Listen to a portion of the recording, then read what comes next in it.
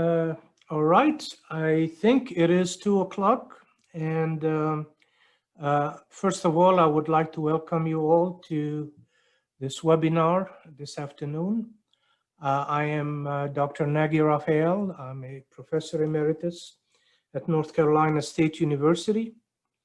And the topic of my talk today is going to be framework for the operational analysis of ramp weaves. This work is a joint effort between NC State University and the University of Florida. And I would like to acknowledge my colleagues and graduate students, Dr. Lily Eleftheriadou from the University of Florida, Dr. Behzad Agdashi, formerly from NC State and now at the University of Florida, McTran Center, and graduate student Ehsan Amini and Deshangju at NC State University. Before we get started, let me begin by, and I'm trying to get this, explaining a little bit about STRIDE, which is the Southeast Transportation Innovation and Development Education Center. NC State is one of 10 universities affiliated with STRIDE. And we are very pleased to have jointly worked on this project through funding from STRIDE. Before I get started, just a couple of housekeeping items. Toward the end of my presentation, there will be a short survey that we encourage you to fill in about the webinar, what you like, what you did not like. In addition, what we prefer to do is, rather than interrupt the presentation, is for you, should you have any questions while I go through my presentation, please put those into the chat room, and toward the end of the presentation, we will go through each one of these questions, hopefully with time available to address all those questions. Okay, so let me tell you a little bit about the outline of my presentation today. I've talked a little bit about introducing you to the problem and the objective of the research.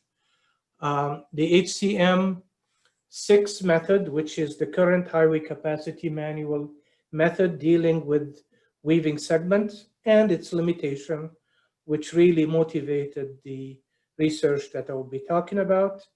We will discuss the data acquisition and processing, which is essentially how we got the data and how do we extract the data and process the data. Then the model development itself, the model development offer itself, evaluation of the model and sensitivity of the model to different parameters, and then finally summary work. And we'll of course give time for Q's and A's toward the end of the presentation. So and I'm trying to get slides to advance, but I'm having a bit of a problem on Dean advancing my slides. Okay, here we go. All right, so in terms of introduction, weaving segments. What are weaving segments? These are essentially on-ramp and off-ramp segments that are connected with an auxiliary lane. There are multiple configurations of these weaving segments. We're focusing here on specifically one type of weaving segment, which we'll call type A in the old nomenclature, and they're basically also called ramp weaves. Why are those segments important? Because they tend to be bottlenecks on freeway facilities. What causes a lot of the bottleneck is the intensity of lane changes that you would see in a weaving segment. Just to illustrate the level of lane changing that is happening on those, I'm giving you an illustration for a particular slide, number 4 here, which shows you an NGSIM site. NGSIM is basically an old data set which tracked vehicle on several freeway segments across the country and generated individual trajectory on a 10 hertz basis. What you see on the top colored figure are the lane changes by destination lane. And these are all left side lane changes. So if you see the orange, the purple, etc., these are vehicles that are moving to that particular lane within that weaving segment. Interestingly, you can see here, there's a lot of turbulence caused by that simple ramp weave. And you could see the two thin vertical line. These are representative of the gore points of the on-ramp and the off-ramp. So the orange cluster there, these are vehicles that are entering the freeway from the on-ramp. And on the bottom figures are the vehicle that are changing lanes to the right. So one of the difficulty here, as you can see, is going to be quite difficult to measure and quantify the number of lane changes that are happening here. They tend to be very unbalanced, as you can see, and also very much dependent on the level of congestion on the facility. So essentially what we wanted to do is to begin understanding the weaving method from their inception, which started 70 years ago in the 1950 HCM, up to the current method, which is founded on NCHRP 375. That particular research included 11 national sites, most of them being major weaves, not the type A weave that we were interested in. So our study objective were the following. One, to identify and address limitation and deficiencies in the current HCM method. Two, to develop an analysis framework that can be adopted across all freeway segment types. And here, that's an important consideration where if you have been using some of the current method in the HCM, you could see some major discontinuity. For example, when you had closely spaced on-ramp and off-ramp, where you would add an auxiliary lane and all of a sudden the operation would actually get worse. You would not expect that, but the model, because they're really independently generated, could foresee some of these problems. So the framework that we're looking at is, can we find a framework that would allow us to migrate between the segment types without a lot of discontinuities? And then, of course, apply the framework to ramp weave segment. And again, the reason we picked ramp weaves, it happens to be a very common type of weaves, and also one that was very poorly represented in the NCHRP 375 work. So, but before we get to the HCM, a little bit of history. And I'm just giving you here a few boxes to look at. The one on the top right are the weaving methods. So there's been a very popular weaving method that has changed over time. The bold numbers here really represent major changes in the weaving methodology in the HCM, starting from the 1950s all the way to 2010 method, which was really kept in the current HCM. So on the left-hand side, you can see here, this is a graph taken from the 1950 Highway Capacity Manual. And it's interesting in kind of a couple of reasons. One, the length of the weave is very important in terms of estimating the speed or the level of service on the particular weaving segment. Also, the N here represents the number of lanes required for weaving. And I hope you can see that equation that is in the red box, which shows the number of lanes is a function of the weaving maneuver and the non-weaving maneuver divided by the capacity. Interestingly, the weaving volumes that goes from the ramp, if you will, to the main freeway has a much higher weight than the weaving volume coming from the freeway to the ramp. So this is an observation that we kept in mind as we began to formulate that new framework. And finally, on the bottom right is the 1985 HCM weaving area limitation that defines the 3 types of configuration and talks about 2 capacity, one based on the weaving volume only per lane overall, and one based on the overall volume per lane. And interestingly, again, these volumes were dependent on something we call the volume ratio, which is how much of the total volume is weaving. So again, these are just small element of what has happened in the past.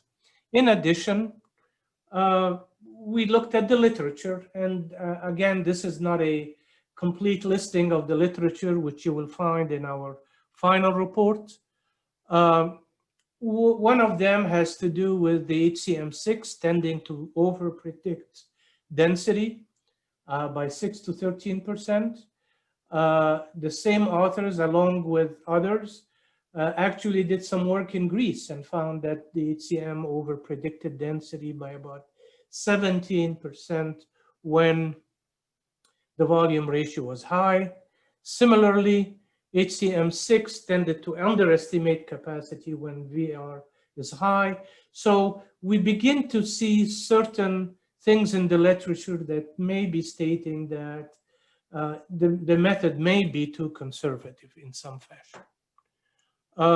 So moving on now to the HCM6, and I'm not sure how many of you are familiar with the methodology.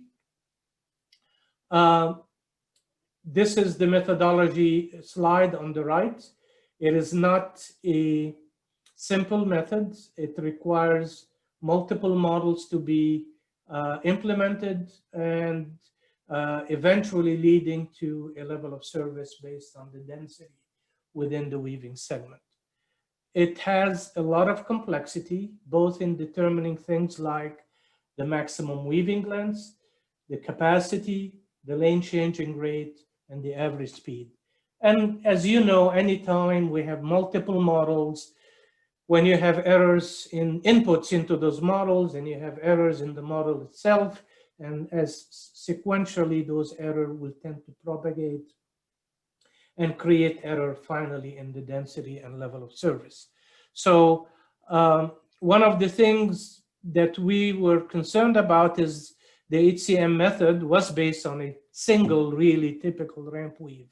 It may work well for the major weaves, but for ramp weaves, we were not sure if it would work very well. Level of complexity. And then to begin to think of, and this is something we actually thought long and hard about in terms of moving away from the tradition, which is to get everything by weaving and non-weaving traffic, whether you're talking about weaving speed, weaving number of lane changes for weaving and non-weaving vehicle. You can imagine in order for us to validate those, the amount of data collection and the complexity of data collection would be quite difficult. So in general, simplicity was one of our criteria, and bypassing some of these individual models was a second one. And then finally, and this is actually was found to be part of one of the does not conform to the fundamental equation of traffic at capacity. In other words, there is no guarantee that if you put the capacity within the speed equation, you'll end up with the correct definition of density. So we looked at some of these based on the method and based on the literature, and then began to add some more things that we think would be important to look into.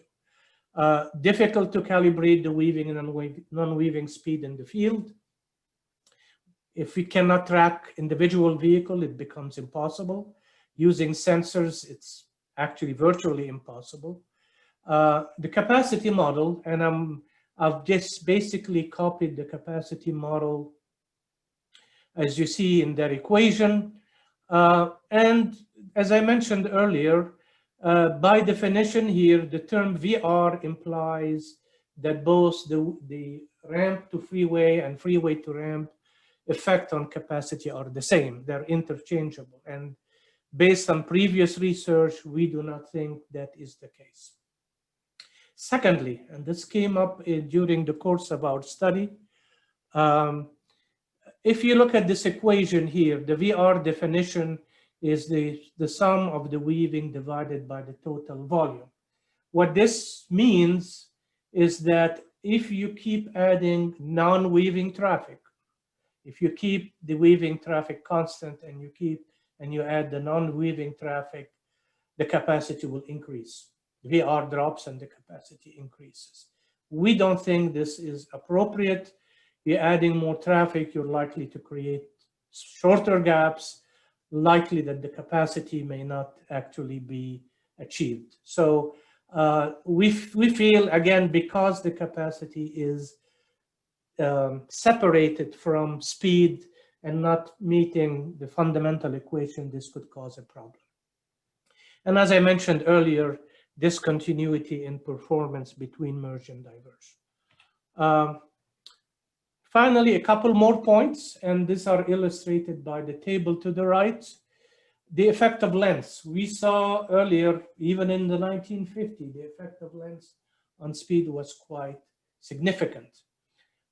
In the example that is shown on the right, and you can see on the bottom what the inputs are, we took a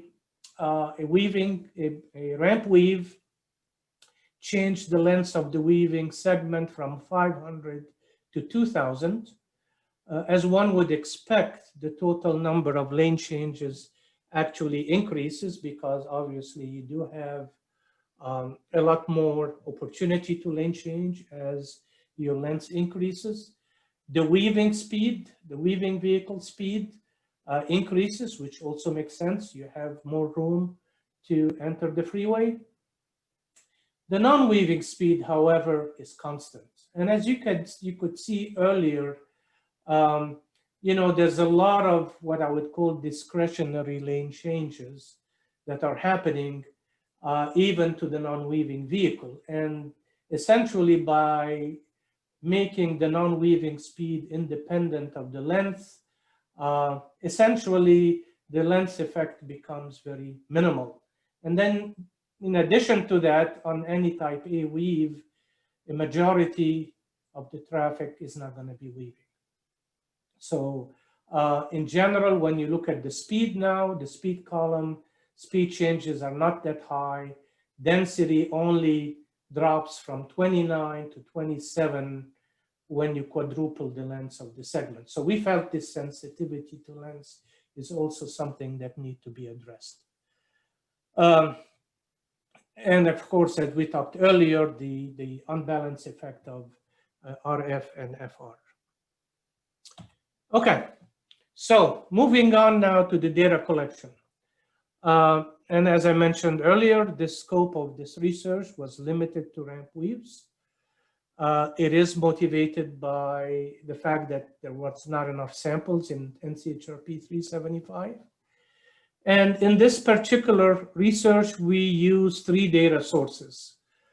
Some are one existing data source, which was the usable site from NCHRP 375, which was a site in Maryland.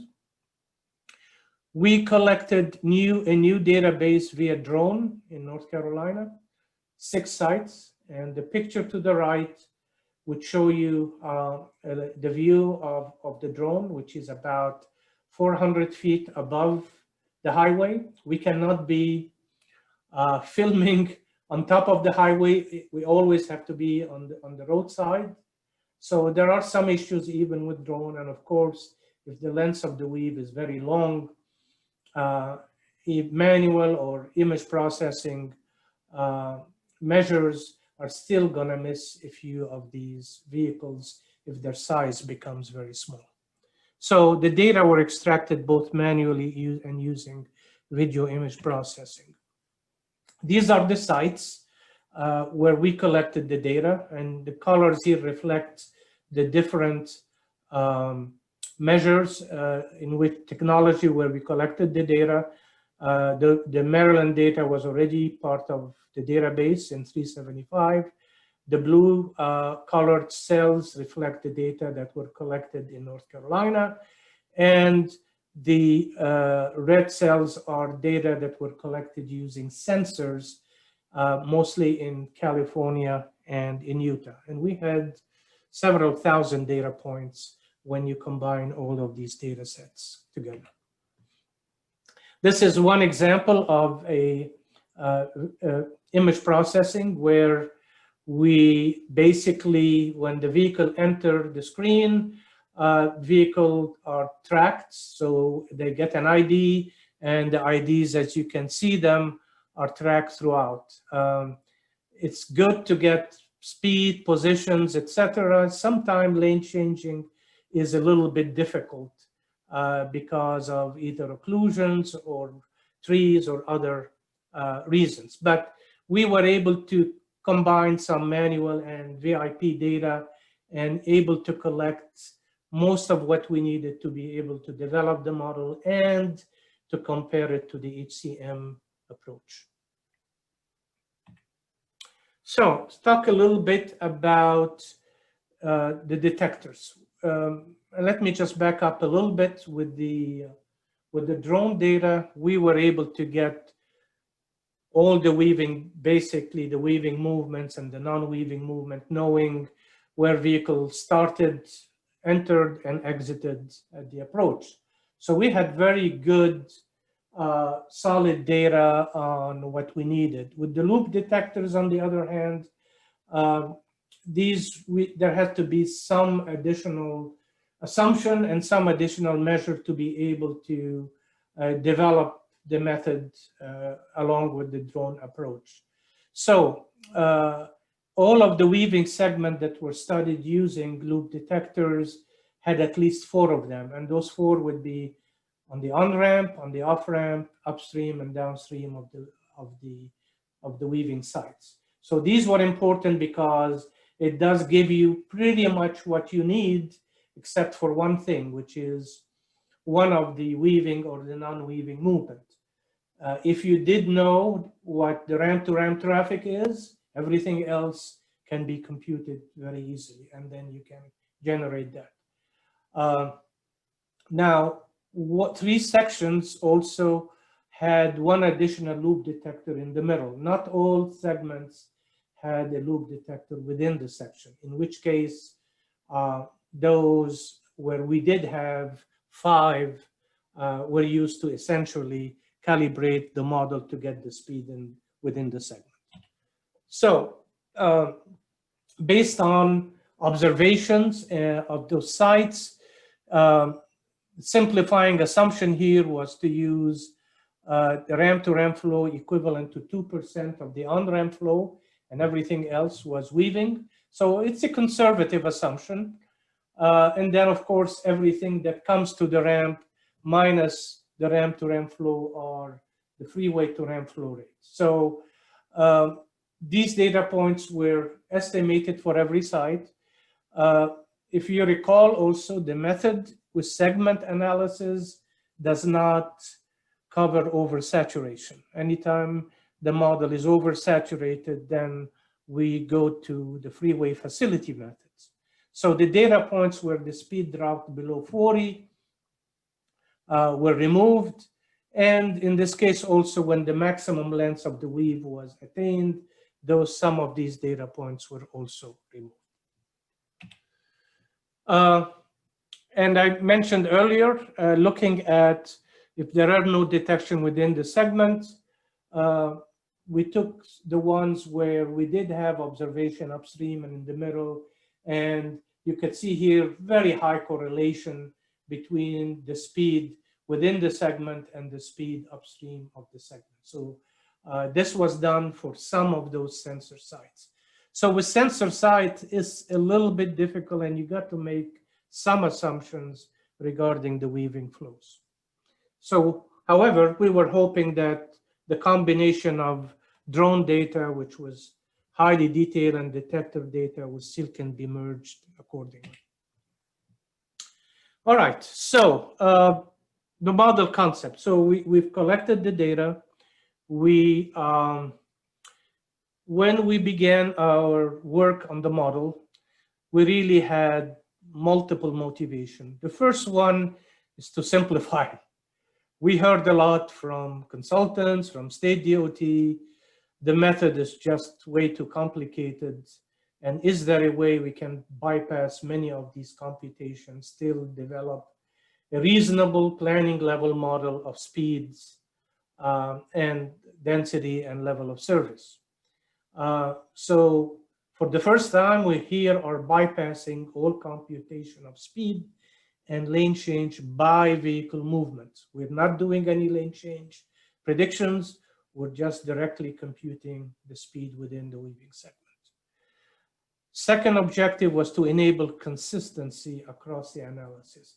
Whatever model we do, can that model form, not necessarily the same parameter, but certainly the same form of the model, be used across all segment analysis, even though we've developed it specifically here for the ramp weaves, by tying its performance to a basic segment. So we start here with a clean segment and then look at what will happen if you begin to have weaving. And then with recalibration with other segment type, we can, and I will show you in a minute, the model form should be able to adapt to other type of weaves and for merge and diverse segment as well. So conceptually, at the same free flow speed, the total volume, the number of lane, we do expect that a weaving segment will operate at a lower average speed than a basic segment. They will approach each other if we don't have much weaving.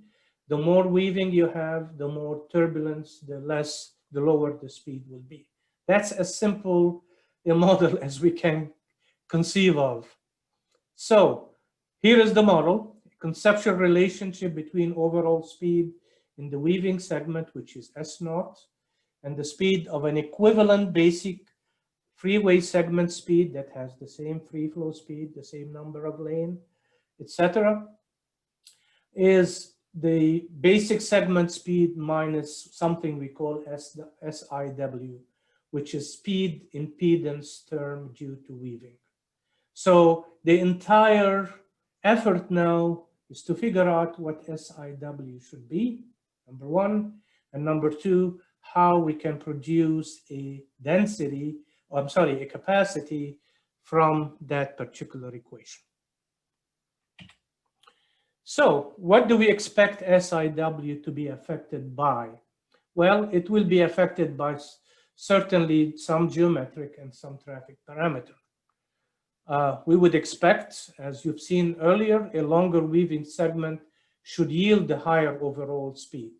So in other words, a longer segment should reduce the value of SIW because that's the impedance term.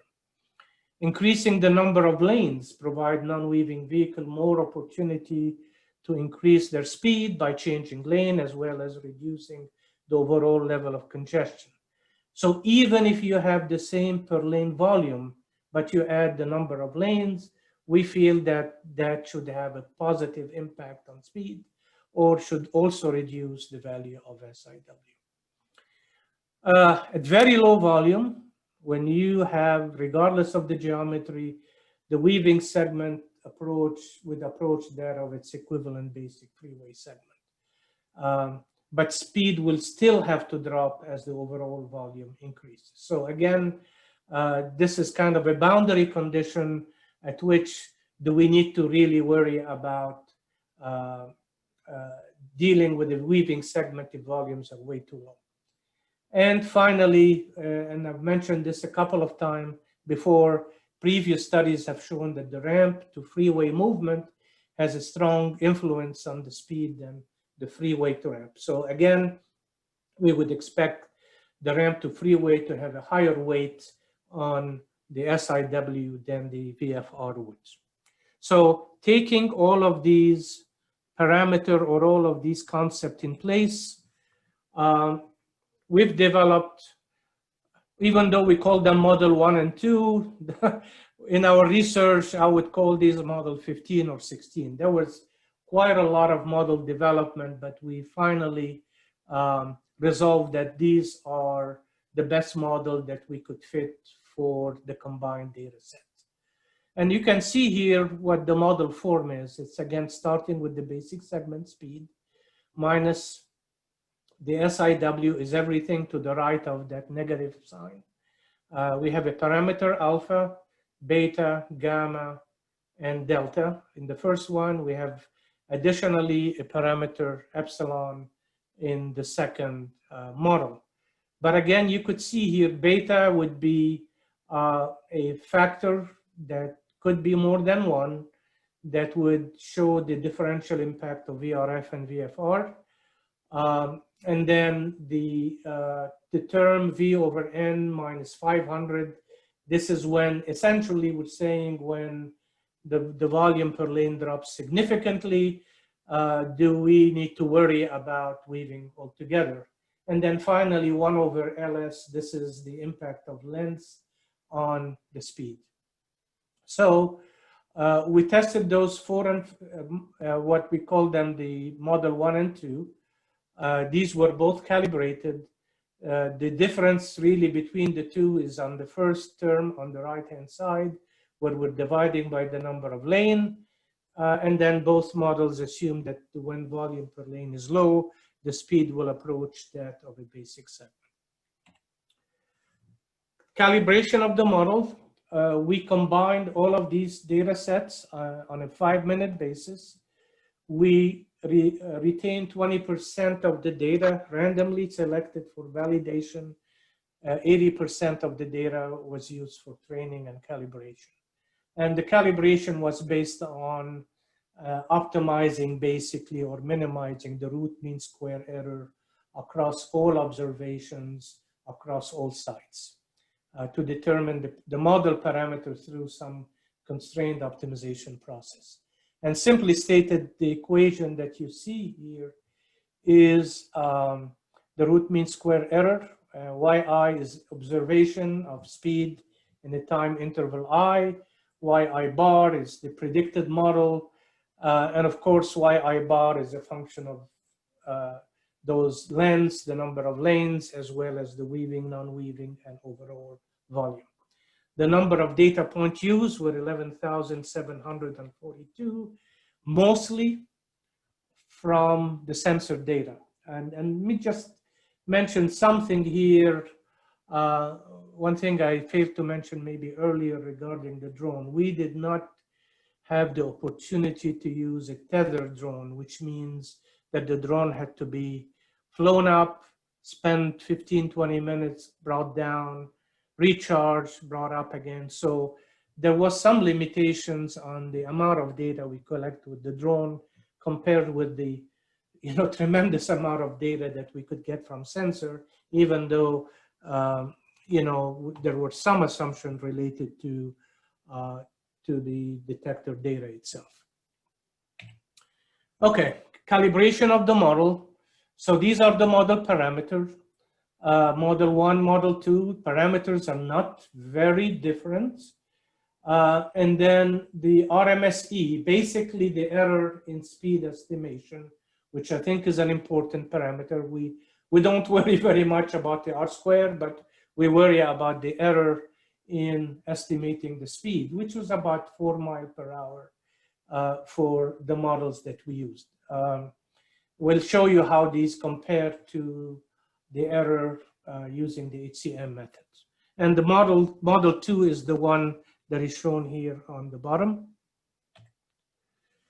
The capacity calculation. So really, this is very important for a couple of reasons. One of the issues, as I mentioned earlier with the HCM method, is it does not really meet the fundamental equation of traffic. And as you know, this has to happen. One of our simplification and assumptions is that we kept the definition of capacity in terms of the HCM, which is when the density within the segment is equal to 43. If we use that equation, then we can actually generate a capacity equation directly, analytically from that model. And if you see here that equation, we replace the speed at capacity by CW, CW being the weaving capacity divided by the density of 43. And then we have a basic segment speed based on the volume at capacity. And we have capacity in the right-hand side as well. So in essence, what this allows you is to solve this equation as a quadratic equation in CW. I'm not going to bore you with the derivations here, but the reason it's a quadratic equation is because, and I apologize for the little mistake here in the equation on SB of CW, that 2 should be actually square term, both on the top and the bottom of that equation. I think when I moved the lines, the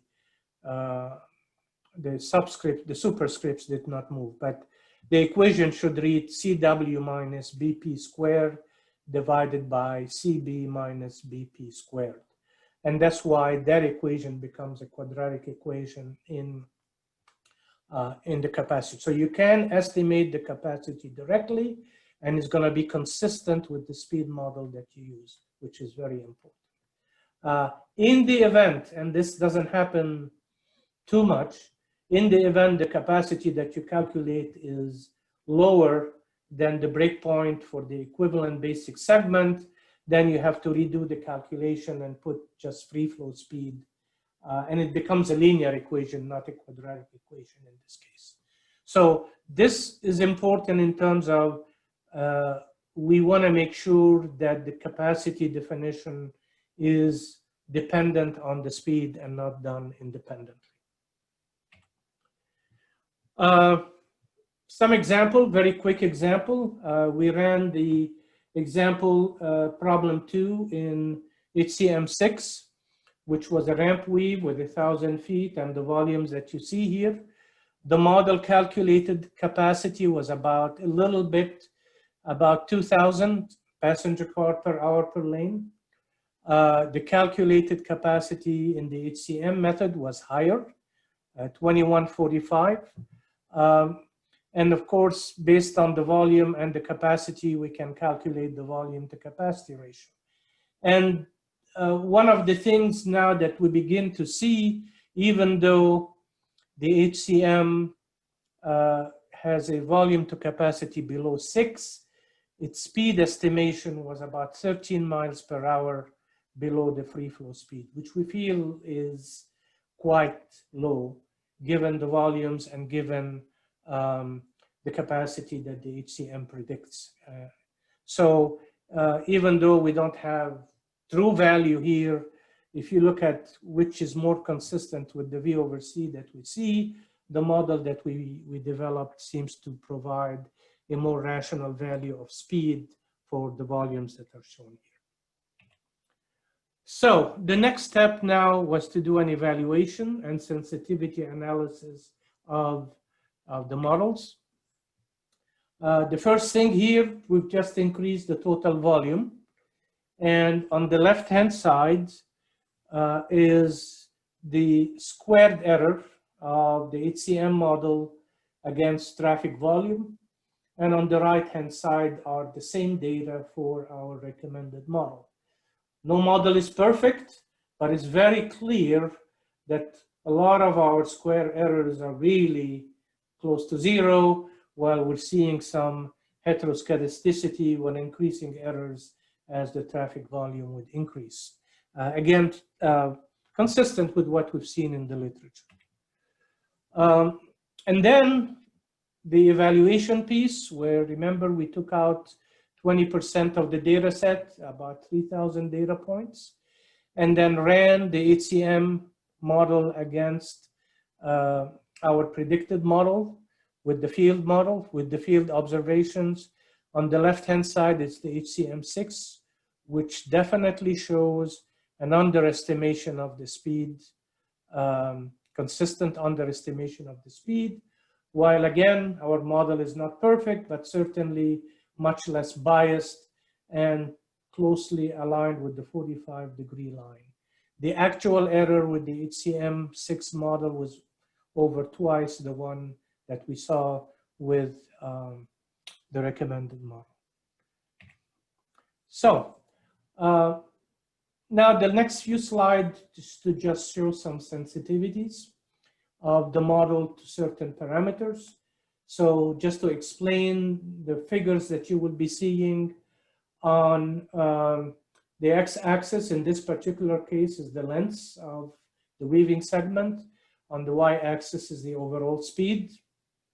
And we kept certain parameter constant, the free flow speed, freeway to ramp, ramp to freeway, and the overall lane per volume. So even though we have 3, 4, 5 lane, the per lane volume is still the same. And the blue lines in the graphs that you will see always reflect the HCM. The black lines with the 3 different graphs reflect the speed under different number of lanes. And as you can see, again, very little sensitivity of speed to segment length, about 2 or 3 miles per hour in this particular case, while we see a big range of not huge, but still much larger range of variability for our model. So that's the sensitivity of speed to length of section. This is sensitivity of capacity to length of segment. And again, the blue lines, essentially it's a linear function. Capacity is a linear function of length in the HCM, if you recall. But again, for this particular case, not a lot of variability between 2000 to 2300, while the range of values for our model between 17 to 2300 or 2200 vehicle per hour. So again, while both models show the right sensitivity, the level of sensitivity is definitely different. Sensitivity to freeway, ramp to freeway volume. This is one that we talked about earlier. Again, linear sensitivity with the HCM under these conditions, non-linear sensitivity as the flow ramp to freeway increases. So basically different sensitivity, but also higher sensitivity to freeway to ramp volume. We have the opposite here with freeway to ramp, where the HCM in this particular case showed a higher sensitivity to that volume compared to our models, which did not show much sensitivity. Sensitivity to overall volume. Again, remember here we have a free flow speed of 70 miles per hour, and this is the total flow rate. And again, you can see even with a very small flow rate, the overall speed is 10 miles per hour below the free flow speed, even at very low per lane volume. Our model shows, again, much higher sensitivity and also depending on the number of lanes.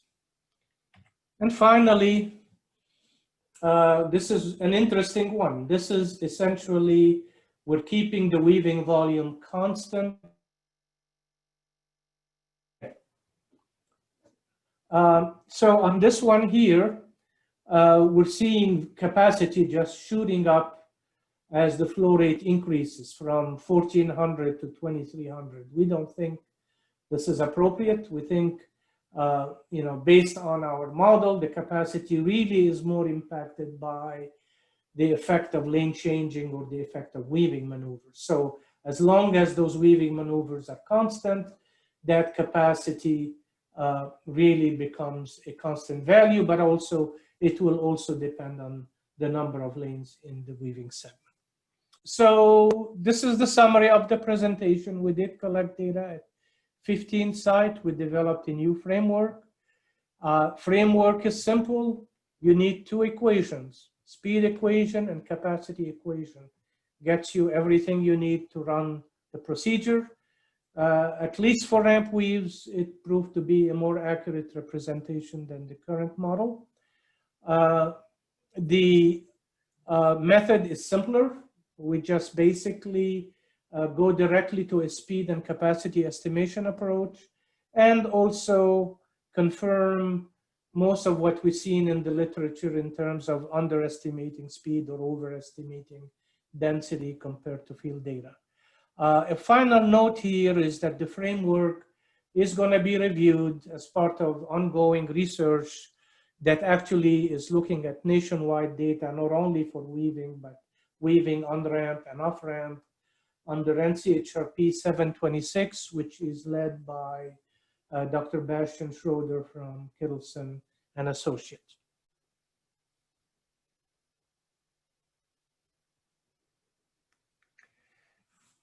Okay, I did get a question about review the inputs to the model again. Are they difficult or expensive to collect? Very good question. And essentially, in essence, the only thing that if you would, it depends obviously on the method of data collection. If you use sensor data, our sense here is the only thing you would need to collect, assuming you have, and this is again, assuming you have on-ramp and off-ramp sensors, is to measure the traffic from the ramp to the ramp. Once you have that number, everything else can computationally be calculated. The only thing you need is the weaving volumes, the total volumes, and the geometry, which is free flow speed, number of lanes, and lengths, and short lengths. So I do not think we have any more difficulty than we had in the past. We do not need to measure lane changes. We do not need to calculate or to measure speed for weaving and non-weaving vehicle. All of these steps are simplified significantly. I trust this would answer the question. Second question here, is there a difference in the study for nighttime conditions? Good question. However, we do not have any data on nighttime conditions. So that would be a difficult one to gather, including without sensor. Sensor maybe allow you to get the data, but not anything else. Will this research be incorporating into the HCM6 updates? Well, I did mention toward the end of my presentation that 726 hopefully will look at the results of this study. This is a regional study. This was really intended for the Southeast. We were lucky to be able to get some additional data, but if we want to expand it to other weaves and other on-ramp and off-ramp, we should be able, that should be able to be done in 726. Excellent work, great job, thank you. I have a question on slide 20. Which optimization method do you use? What are the constraints for the objective function? Obviously, some of the, when we do optimization like this, we have constraint on the speed, that the speed cannot exceed the free flow speed. This was done really with a very simple nonlinear optimizer. And I'm sorry, the person who did that is Ehsan Amini from the University of Florida, who developed the parameter for the model. If you want to leave me your an email, we could certainly get back to you on exactly what algorithm was used in this case. Assume all volume are hourly flow rate. They are all hourly flow rates. That is correct.